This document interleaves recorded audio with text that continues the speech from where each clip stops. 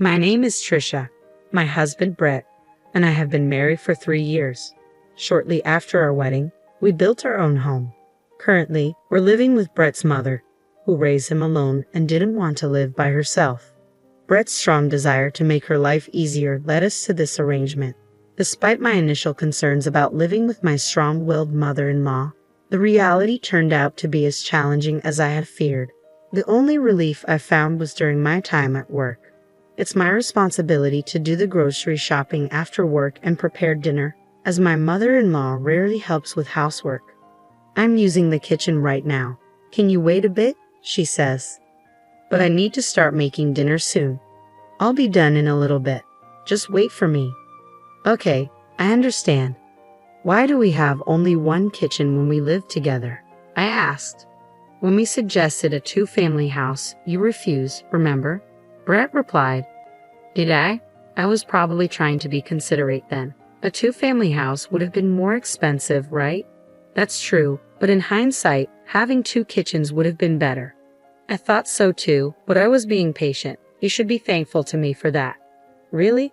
I thought you refused the 2-family house because you didn't want to be alone." "That's not the case. If I could, I would have preferred a 2-family house." "Should we consider renovating then?" I asked. "Fine by me, but I can't pay for it. If we do, we'd need some financial support from you as well."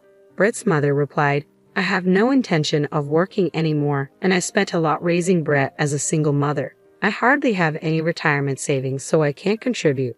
But Brett and I are covering all the household expenses, including the mortgage and utilities.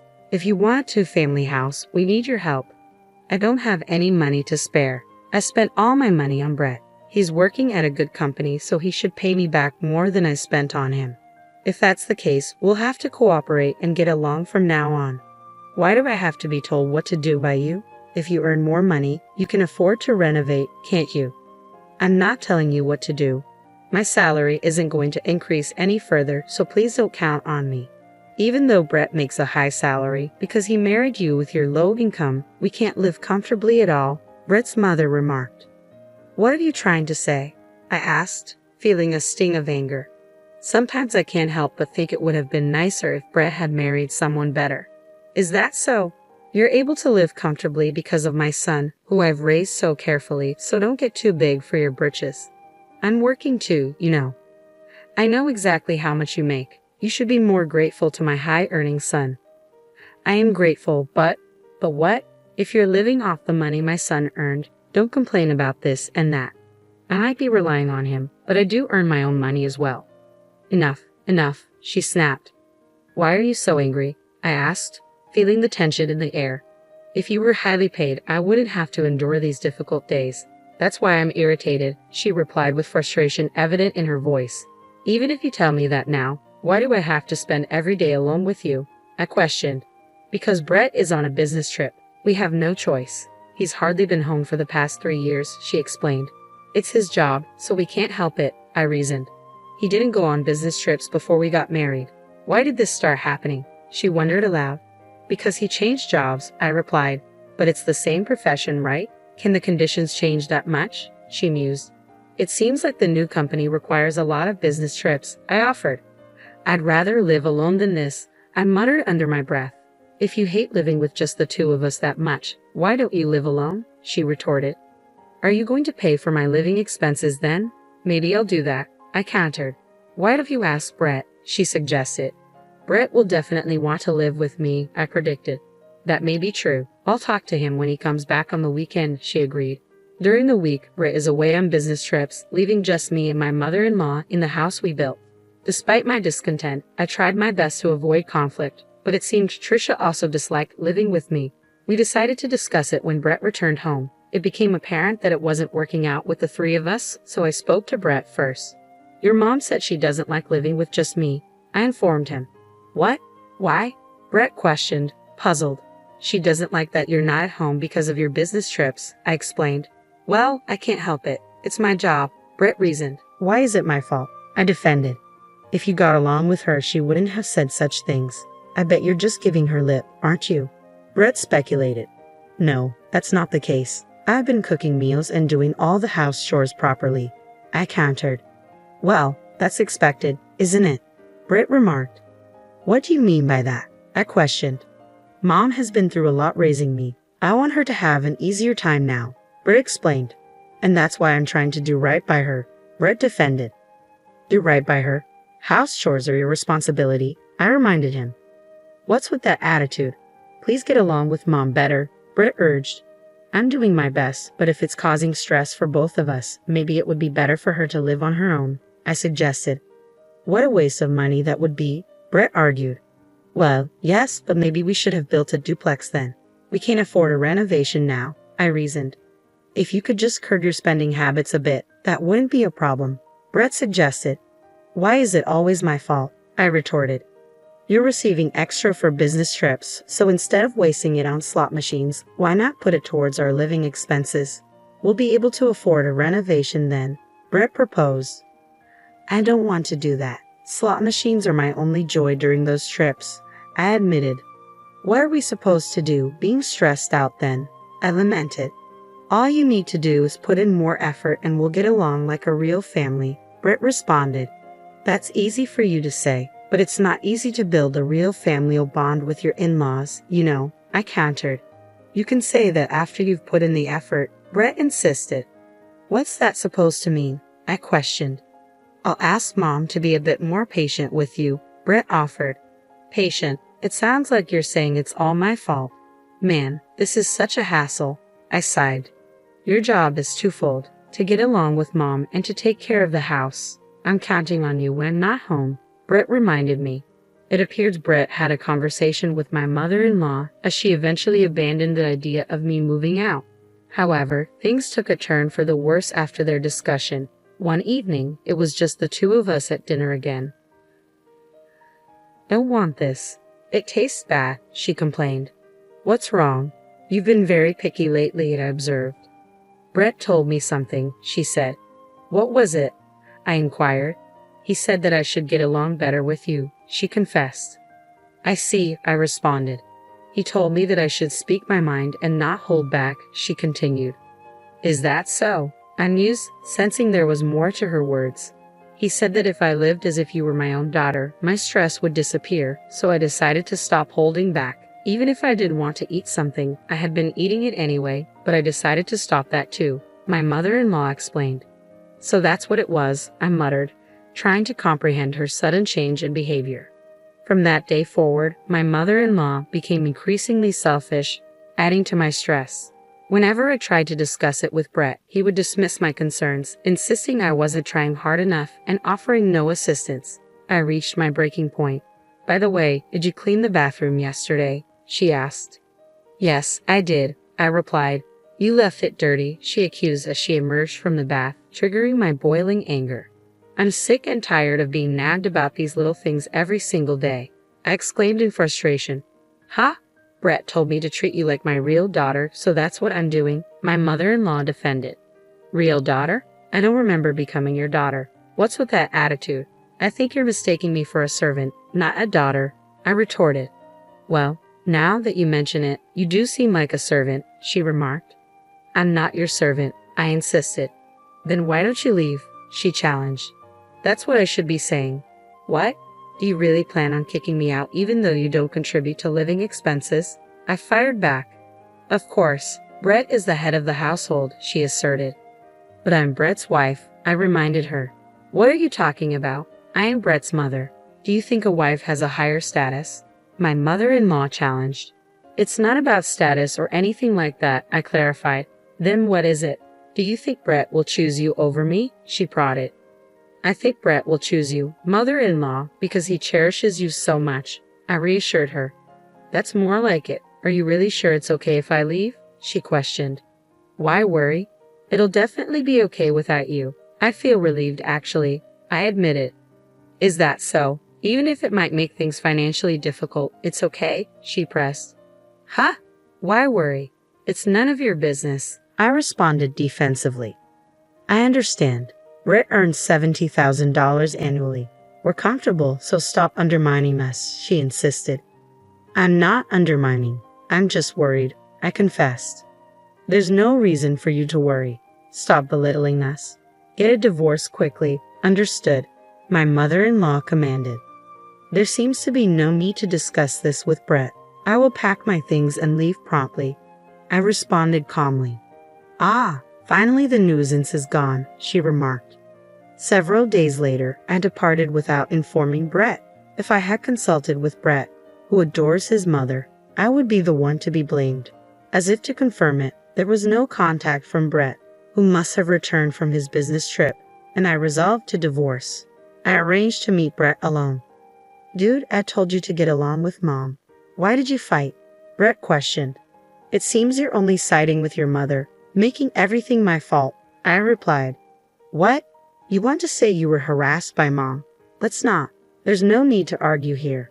I've already decided to get a divorce, I declared firmly. Wait, are you intending to divorce me? Brett asked, surprised. Yes. Did you think we were going to divorce? I replied. Well, we're not on bad terms or anything, Brett reasoned. There's no way I can continue to live with a mother-in-law like that.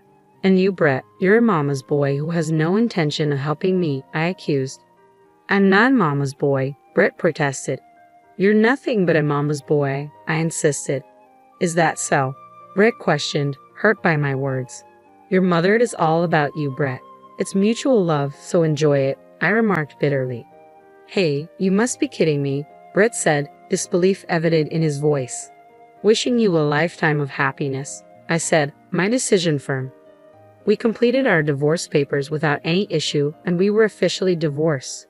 Since the house was mortgaged under Brett's name, it became his property. Then just a month after our divorce, I received a call from Brett. He said he had something important to discuss involving his mother, so I reluctantly agreed to meet them. Wait a minute.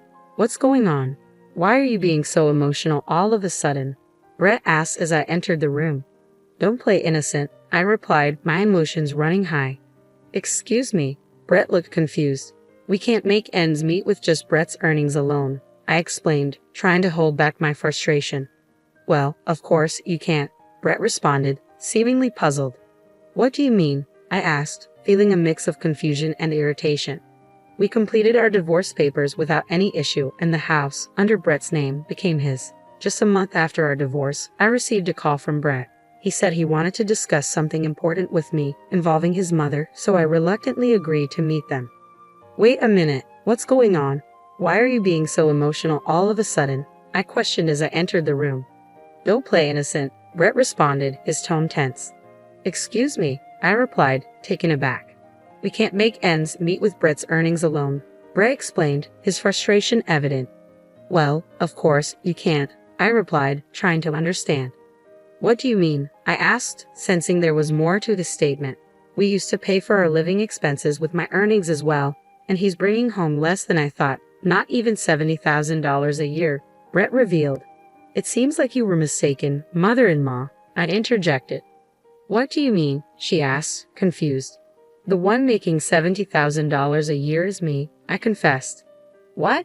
Then how much does Brett make? She inquired, surprised. Brett used to earn around $50,000 a year before he changed jobs, but it dropped significantly after that, I explained. I didn't know that, she admitted. Well, it's not a surprise you didn't know. It's not something we would necessarily tell you, I replied. Even so, his take-home pay is way too low, she concluded, concern evident in her voice. That's because his salary is being deducted for his gambling debts, I confessed. What? My mother-in-law exclaimed, clearly shocked. That's why his take-home pay is significantly less and I had to supplement the shortfall with my salary, I explained. Why didn't you tell me sooner? She questioned, her voice tinged with concern. No, I did tell you. I warned you that it would be financially tough, but then you told me it was none of my business, I reminded her. Well, I didn't say anything because I thought it would be bothersome to you, she admitted. He seems to be gambling every day on his business trips too, I added. Brett has a gambling addiction, you know, I revealed, the weight of the situation sinking in. We managed to pay this month's gas, water, electricity, and everything else, but I don't think we can pay them next month, Brett confessed. That sounds tough, I sympathized. It's hard, so come back, Brett pleaded. What are you talking about? I asked, taken aback. Marry him again and come back, Brett suggested. That's way too convenient for you, I replied, skeptical. If you come back, I promise I won't meddle or complain anymore. I apologize for everything in the past, please, Brett begged. That's impossible, I asserted, knowing deep down it wasn't the solution to our problems. At that point, Brett, who had been silent all along, spoke up. I didn't know anything about the money situation either. I thought we were making do with just my salary, Brett admitted. There's no way that was possible. I feel guilty for always siding with my mother. Can't we start over? I asked, hopeful. Being able to leave a gambling addict was a relief, so remarrying is absolutely out of the question, I added firmly. What's with that attitude? Brett questioned, hurt by my words. Moreover, I can't handle a mama's boy, I confessed, my frustration evident. Don't say such things, Brett pleaded, his voice tinged with disappointment. You two are in love, so why not work together and give it your all? You should be able to make it, my mother-in-law intervened, trying to reconcile us. I beg you, Brett added, his tone pleading. Are we done with this topic? If so, I'd like to leave soon. It's my day off and I have things to do, I stated, trying to end the conversation. Please come back home. If you don't, I'll be the one who has to work, Brett's mother pleaded. Please work hard and support Brett. I'm counting on you, Brett added, his tone desperate. Ignoring their pleas for reconciliation, I left. I had kept their contacts in case something happened, but I took this opportunity to block them and delete their contacts.